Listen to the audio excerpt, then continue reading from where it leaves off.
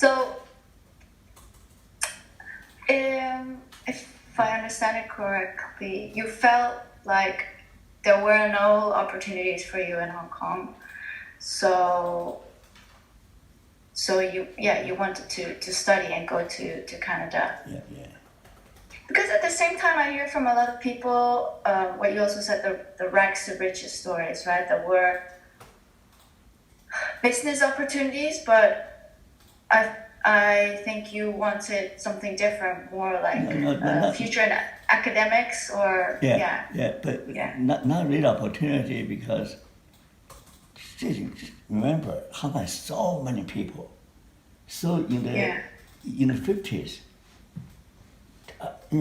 it's just as bad as now. Okay? Now maybe not as bad as in the 50s. You graduate from high school in the 50s, there's so many refugees in Hong Kong. There's just simply very few jobs. Very few jobs. Sure, if I stay in Hong Kong, I'll become successful too. Eventually, But my path is not in business. My father's in business, but my interest is not business. I'm more interested in academic. So that's why in Hong Kong, most people's aspiration is study overseas. And you didn't want to or didn't have the possibility to go to HKU, or it wasn't something you wanted? No. It wasn't something you wanted. It's too expensive. Mm. Too expensive, right? And then when you got to Canada, how did you pay for your university fees? Oh, I work part-time jobs. I do typing for people. I do bookkeeping for people. I support myself. I'm willing to do dishes in a restaurant. In Canada, I clean washrooms for people. I do typing.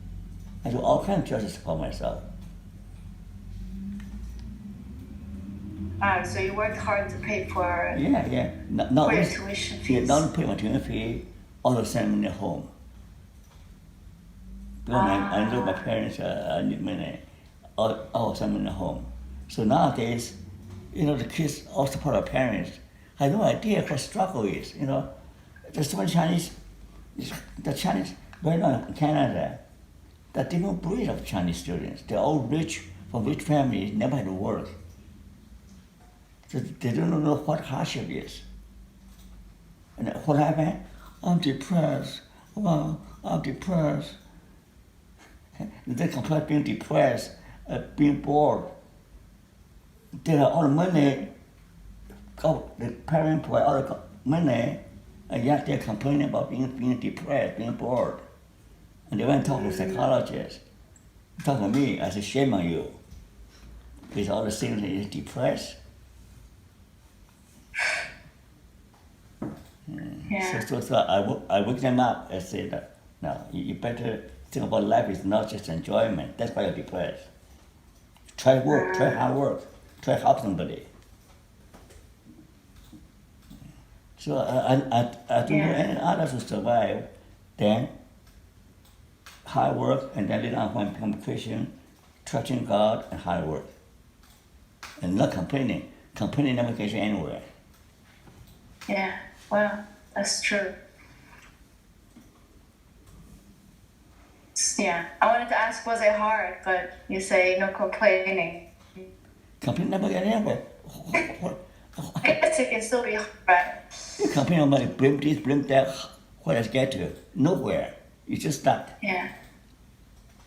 I think all the time you spend complaining, you better pray. You better work hard. Yeah. So then you studied in Canada and you decided to stay there and live there. Yeah, most people study in Canada do not go back. They'll ask for permanent residence. Do you ever miss Hong Kong? I miss Hong Kong. Yeah, of course. Hong Kong, this is very interesting, okay? when we first came to Hong Kong, I didn't speak Cantonese, right? So all my classmates laugh at me, call me Lao Song, Lao Song. Lao in Chinese, Lao Xun. Lao Xun means the polite way of saying, call people you don't know Lao Xun, we're brothers. They call me Lao Song, Lao Song. They make fun of me. And some boy try to bully me, but they did not know that I'm also a good fighter. So I beat all of them. So later on, nobody dare to touch me or touch my brother. You touch my brothers, I'll catch you. So I'm able to beat up people much taller than I am. You know why? Not only smart but also strong. You know why I'm a good fighter? Because I practice my fist on the wall every day until I don't feel any pain anymore. So my fist like a rock, okay? So I didn't learn Kung Fu I just train myself until my fist is so hard that don't have to feel no pain. So I can knock anybody down. Oh wow. So no one could mess with you. And don't mess with me or my brother or sister.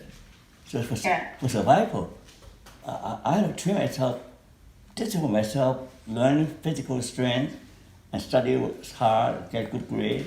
Just a matter of survival, right?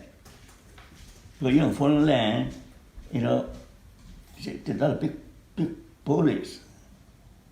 Okay, try to bully you.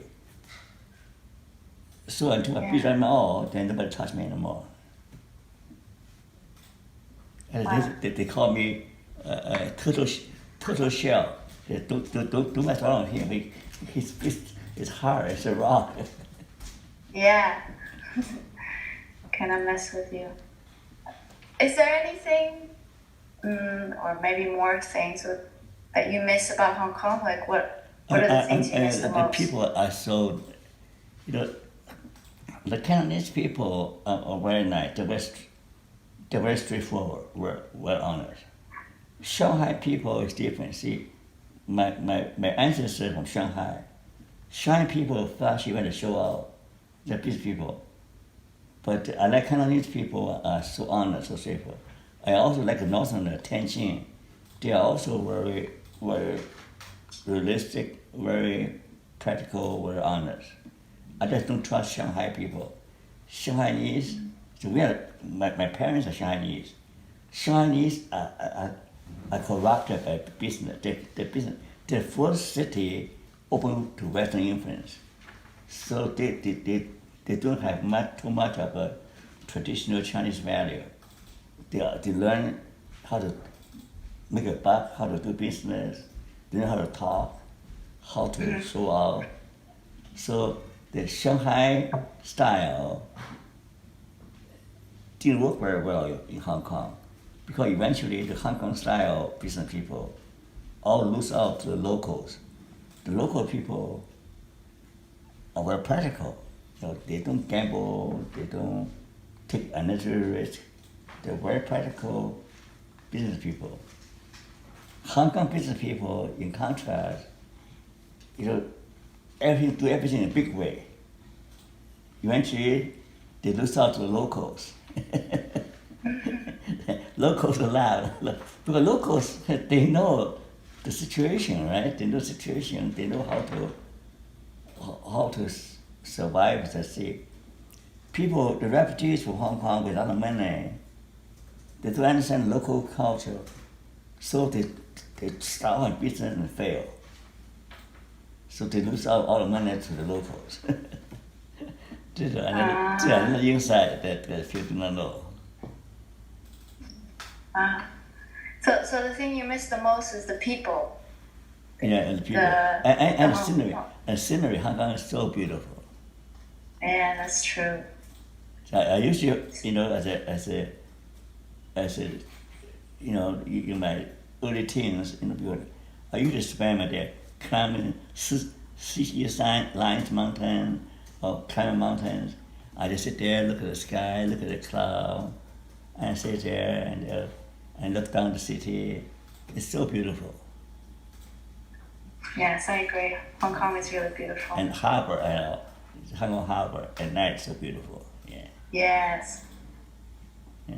So sorry, when did you say was the last time you were in Hong Kong? I What year? I forgot which year, but definitely before Xi Jinping took power. After Xi Jinping took over power, I stopped going there You never, yeah, because he's dangerous.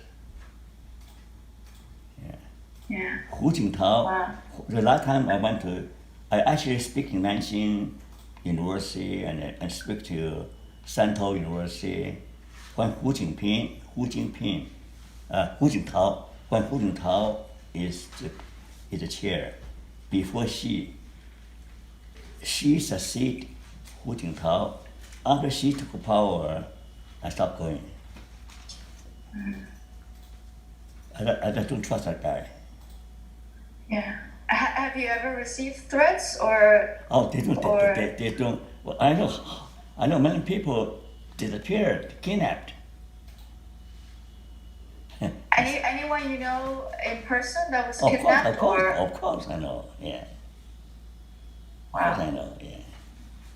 Is it other scholars or? Other scholars, and writers and outspoken people kidnapped and disappeared.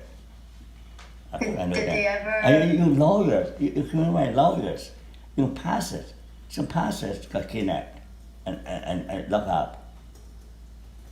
So we all pray for them, right? Yeah. Did you ever see them again, or they were never? Well, Hong Kong Youth, what they invite me, they say, I agree because it's virtual. If I ask me to go there, I say no, thank you. So you do online. Yeah, online. You can be So present. I have spoken to all the universities in Hong Kong. Hong Kong Chinese University, and all universities except the new technical school. I haven't spoke there. But that was before Xi Jinping took power. Right. Xi Jinping and then Mao Zedong. Mao Zedong is dangerous. He tried to imitate Mao Zedong. That's a danger. He's not going back to Mao Zedong days.